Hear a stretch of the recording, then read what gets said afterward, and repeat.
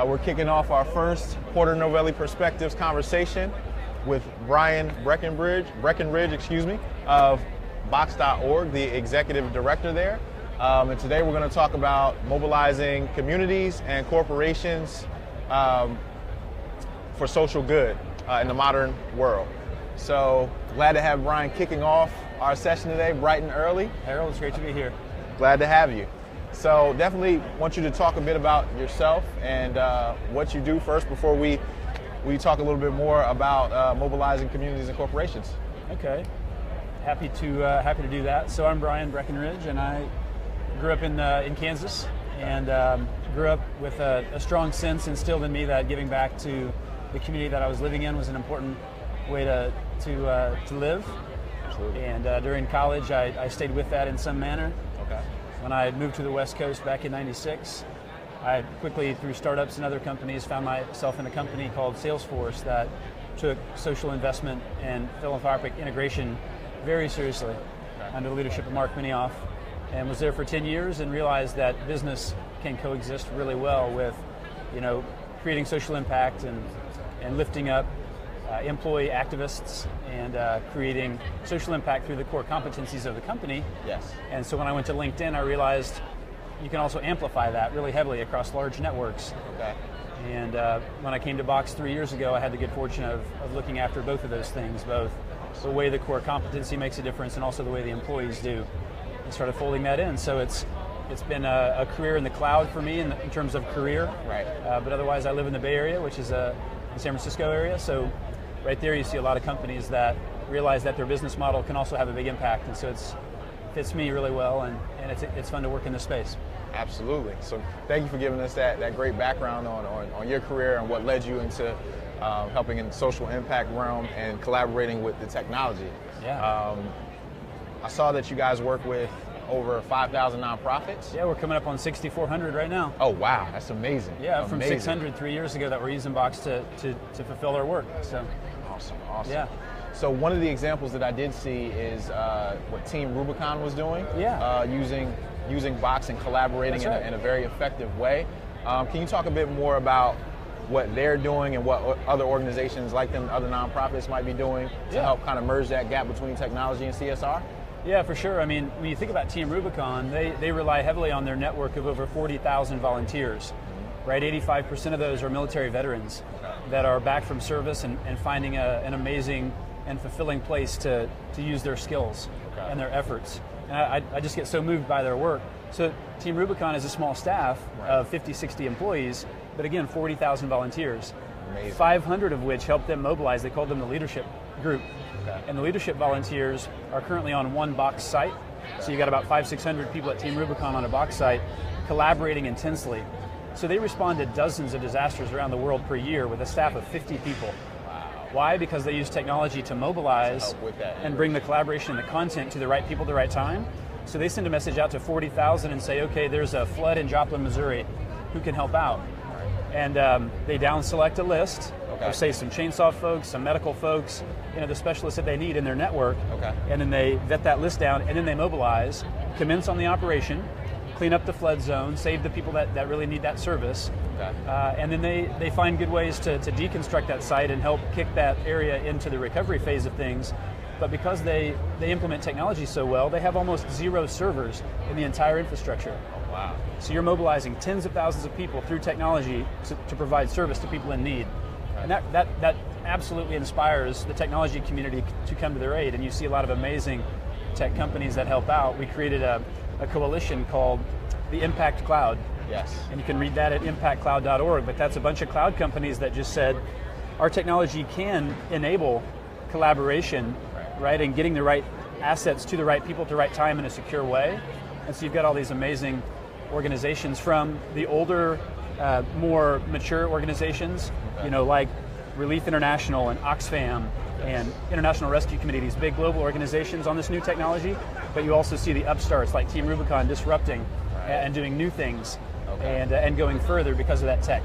Awesome. So Were you the primary aggregators of that company, or excuse me, of that collection or collaboration of the tech? Yeah, that actually was, it was born out of a Clinton Global Initiative Commitment to Action that I authored and had lots of good input from our partners. But that was a forcing function for Box.org to really get organized in one key area. Right. And we knew that, especially with the pressure of the CGI media community and the cameras and stuff, I knew we were going to have to really get organized. We really put ourselves out there to create that community. And because of the mentoring, and fortunately, I was able to take on a role as one of the advisory board members for CGI, kind of in its last phase there. And so we rallied all those partners to commit, to start to innovate against this issue as a result of that structure, the commitment to action structure. Yeah. So with that structure, is that transitioning from a platform as a service to a infrastructure as a service kind of, or is it the opposite way around? I think what it really now is it's a coalition of the willing, it's a coalition of the excited, it's a coalition of leaders in the field. Yes. And so when you think about those different technologies, they all do what they do best. Right. And you think about all these modern platforms out there now, people like Team Rubicon, they're not building necessarily everything from the ground up. They're taking advantage of the components of different services. Okay. So Box is handling the documents, Twilio is handling the SMSs and the tweets. Right. Splunk is handling the system analysis. Salesforce is handling the structured data. DocuSign is handling the electronic signature.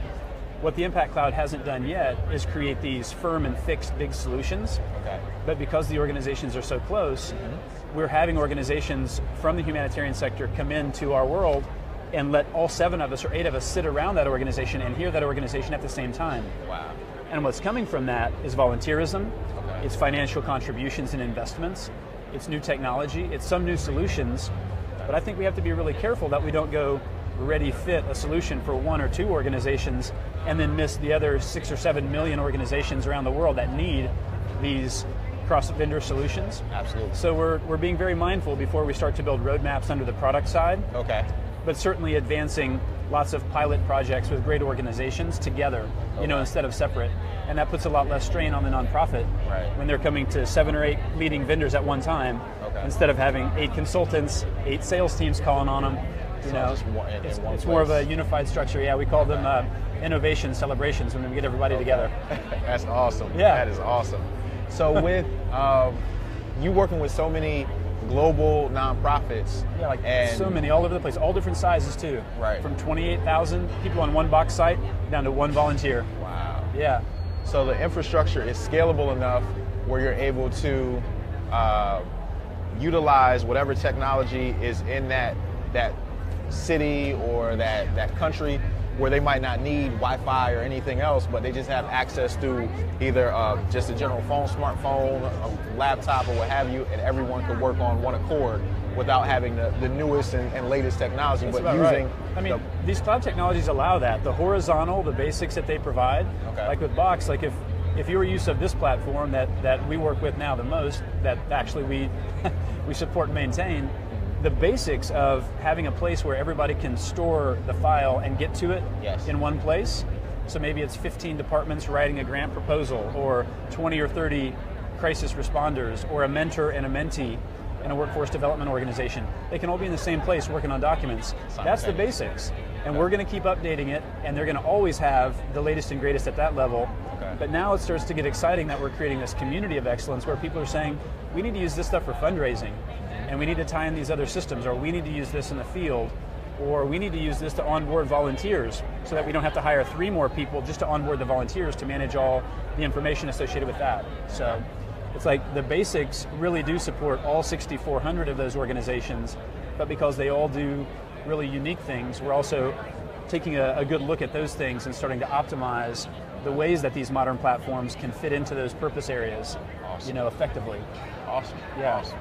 So what do you see, or where do you see Box.org and your partnerships 5 years from now? It's a good question. It's one of those that I gotta kind of take a moment to ponder, because I don't want to just speak to it and not mean it. And when I say it, I mean in terms of the growth that you shared with me, going from 5,000 to 6,400 and continuing to grow. Yeah. absolutely going on that track, but also the innovation and the collaboration that comes with it in terms of grabbing additional partners and what have you. Yeah, I'll tell you. So Box.org in general, it mobilizes not only the entire global nonprofit community to use technology to optimum levels, and specifically a lot of different cloud technologies, but it's also meant to mobilize the community of people that associate with Box as a company and be seen as inspiring to other companies. And so when we think of the pillars, and in 5 years, to come back to your original question, we're going to see just a maturing and a scaling in all these areas. The first is our people, the employees, our partners, the community around us, the vendors, the people that we're closest to. How can we mobilize them to fulfill their social impact mission? Yes. With our technology, with our knowledge, with our voice, with the reach that we have as a company, right? That's the people part. Yes. Then there is the technology piece and that pillar. And how can we now optimize and start to fit the technologies, not just ours, but the ones that fit in well with our technology into the humanitarian and social impact space optimally. But then there's also institutionally, how can we mobilize the assets of the company and its brand to also go out and create social impact? Absolutely. And so in 5 years, I see the relationships progressing much like they have been so far. And I'll give you a quick example. Okay. So you look at the International Rescue Committee as one example, and then I'd like to probably come back to a couple of others, but when you look at the way with which the International Rescue Committee operates, they have tens of thousands of staff resettling asylees and refugees back into other countries away from harm's way. Right. So David Miliband and his organization served 23 million people last year.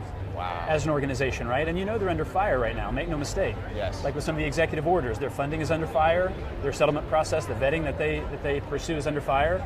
Very provocative space to be in, I have to say. Right. But we're very proud to support them.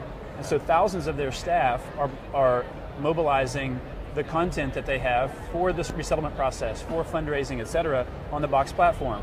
So that to me is very exciting, and we're building some custom things that help them do that even better. But now we're starting to see the evolution to where skilled employees at Box and our partner organizations through Impact Cloud, that mechanism, are starting to come to their aid as well. So we're seeing an evolving and a deepening of the technology pieces, Right. and we're seeing the institutional assets of companies start to support their work in ways that they hadn't been before. So look at us making a $100,000 gift. It's our first ever contribution at that scale that Right. we've made as a business, because we knew that it's a human thing and it's an important area for us to start into the investment side of our work, the institutional side, because the work is so urgent that they're doing. So now you're in this trifecta or grand slam kind of partnering arrangement that's evolving.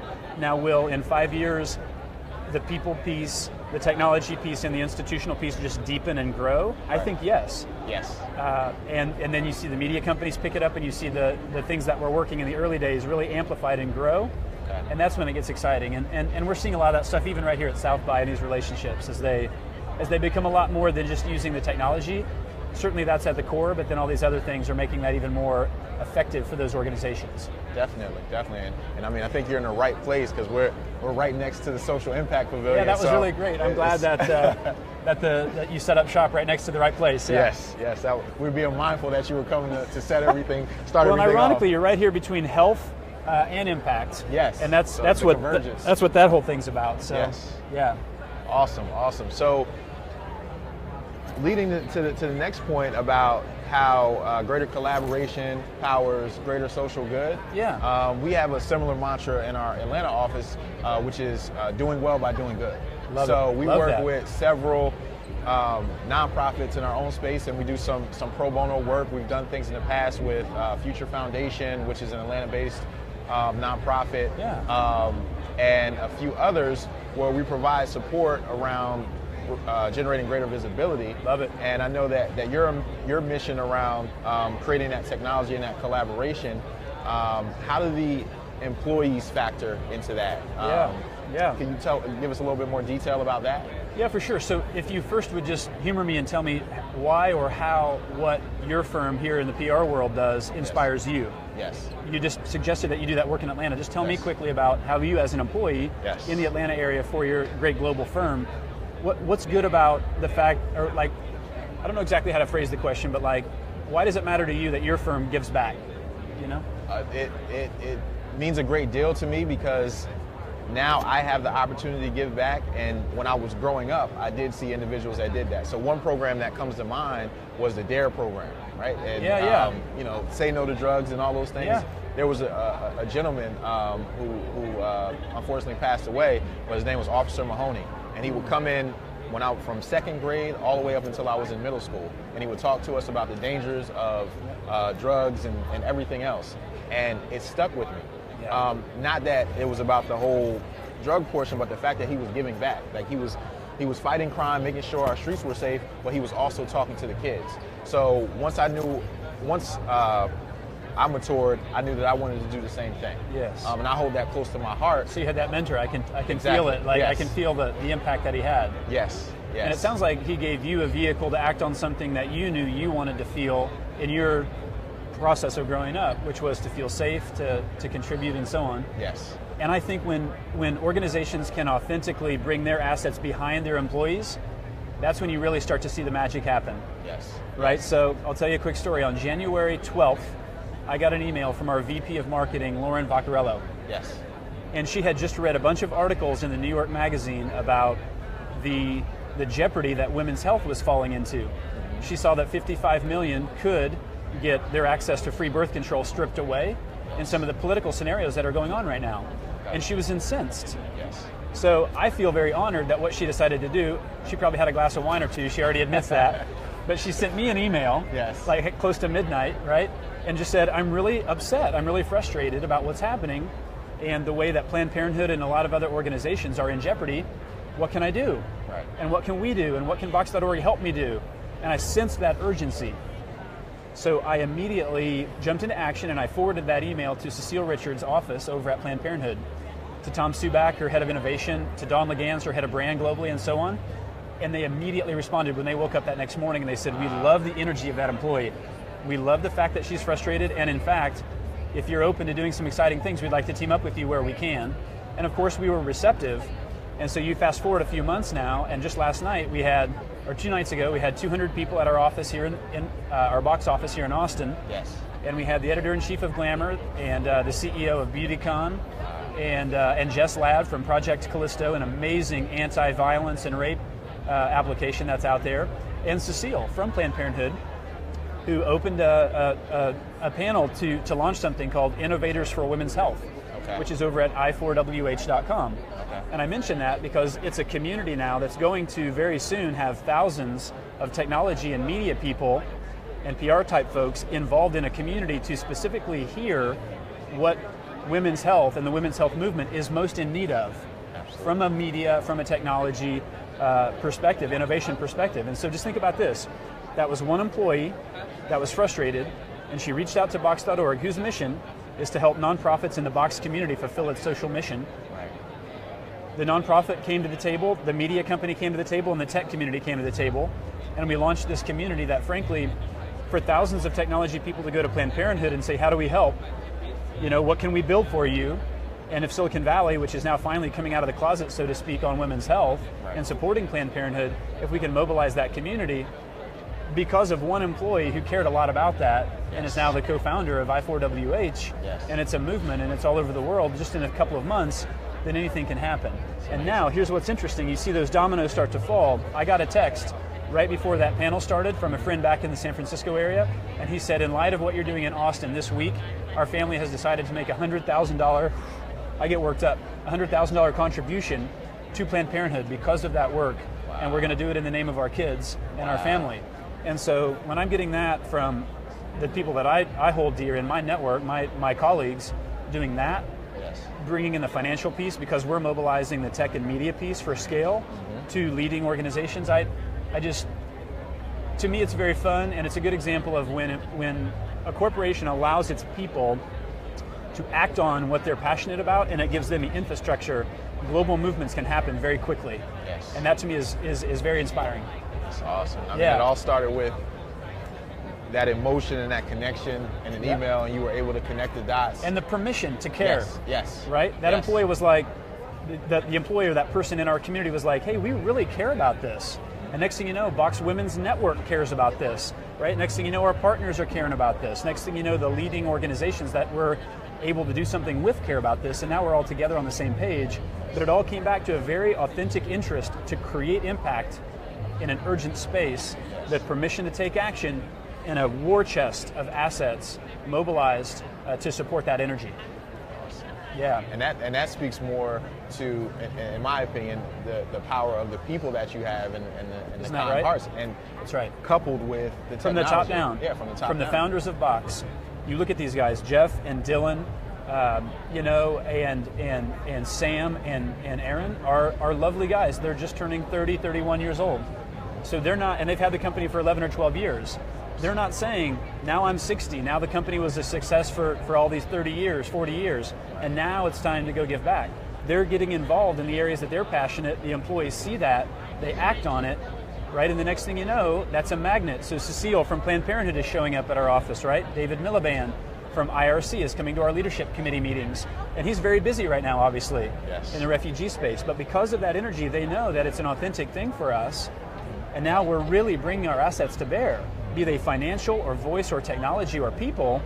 And once those are brought to the same page in a structure that amplifies their passion into a scalable structure, then amazing things can happen. And corporations, frankly, things are changing in this space. Like philanthropy is not just cut a check and walk away. No. It's bring all your strength, all your assets to bear.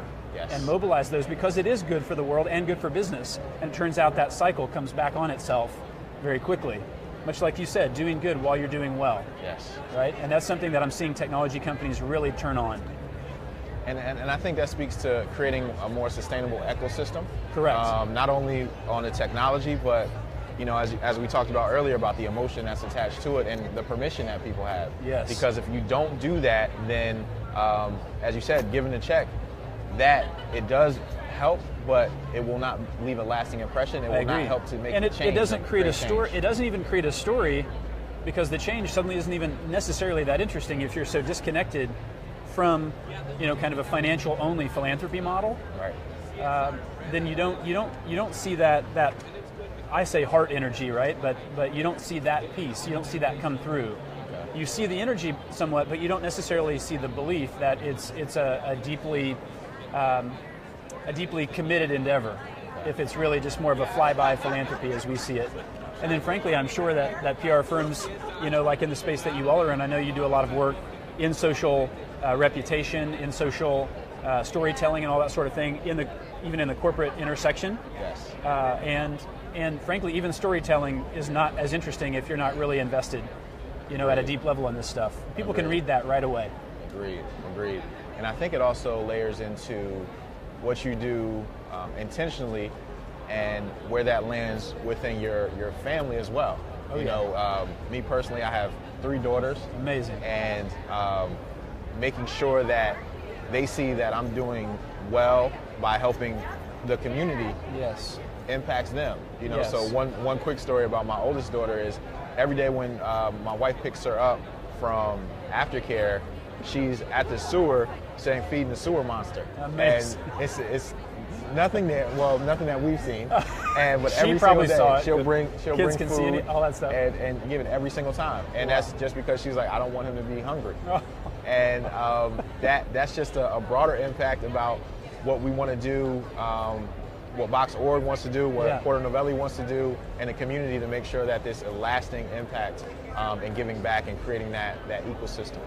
Yeah, it's amazing to see that. My little girl asked me like 3 years ago, Daddy, I want to create this website called Friend Finder or Friend Help. Mm-hmm. She was coming up with the URL before she had the idea of what it was going to do. But People Finder or People Help, she said, when people move to a new area, I want them to be able to find friends faster. Yes. So that they don't have to, so they can be really comfortable in their new school. And I loved that, and then that evolved quickly into something called People Save the Earth. And she came up with this at a lunch one day with me, and I said, okay, well, we'll go out and get a little GoDaddy website, and peoplesavetheearth.com was her website. Mm-hmm. It was a little free website. We launched it, right? And it was just her commitment to how the grown-ups needed to because the kids, she would always say, the kids, we want to save the earth, but we don't have any money, Daddy. We don't have any power yet. And I said, you don't understand. You do have power. But she'd say, we don't have power yet. And I said, well, we'll start with a website. Yes. And the Nature Conservancy saw the website, picked it up, and started tweeting it and sending people over there. Mm-hmm. And to your point, it's like that energy is just, it's literally no different in harnessing like a 40-year-old colleague, you know, in the corporate world. That energy is similar, but they may have been in organizations where, just like with our kids, and we bring that out of them, that, you know, we give them that permission and we make that okay. It's pretty similar with grown-ups, it turns out. Absolutely. You know? Yeah. Absolutely. Pretty wild. Well, I know we're closed in on time, so I definitely want to open the floor up for any Q&A from the Facebook live stream. The first person who asks a question on Facebook Live will win a tracker device. The very first person that asks a question can come to our booth and receive a tracker device. So if you do that, where are we? Booth 664? Booth 644 and 646. So if you ask the question to Bryan, you'll enter a chance to win something in real time. That's what we're doing right now. So if there's anything that you want to wrap up with, any questions you have for me, or any knowledge or information that you want to share with some of our followers, feel free to do so now. Yeah. So all of us know nonprofits, whether it be like DARE that affected your life when you were growing up, or our local church, or whatever it might be. Those organizations can mobilize all of the stuff that they keep track of, all the pictures and documents and videos and all that sort of thing, or even how they collaborate with their PR firm on Box on a donated basis. Yes. So Box.org is where nonprofits can get Box at a donated level. And then just because we're here at South by and we launched it a couple of nights back, this i4wh.com is definitely worth a quick look if you care about women's health, and if you're an innovator or a media or technology leader. Yes. It's a great community to check out. Absolutely. And we have two individuals here that I'll definitely connect you with, the head of our tech practice, Catherine Wetzel, and the head of our diversity and inclusion, Sumi Kim. That'd be an honor to meet them. So they would love the organization that you just mentioned, and definitely go to box.org. Great people doing great things, and thank you for taking the time today to connect with us. Really appreciate it. Appreciate you. Thanks for this. Thank you. And thanks to Randy as well here at the end for introducing me to this opportunity. I'm grateful. Thank you.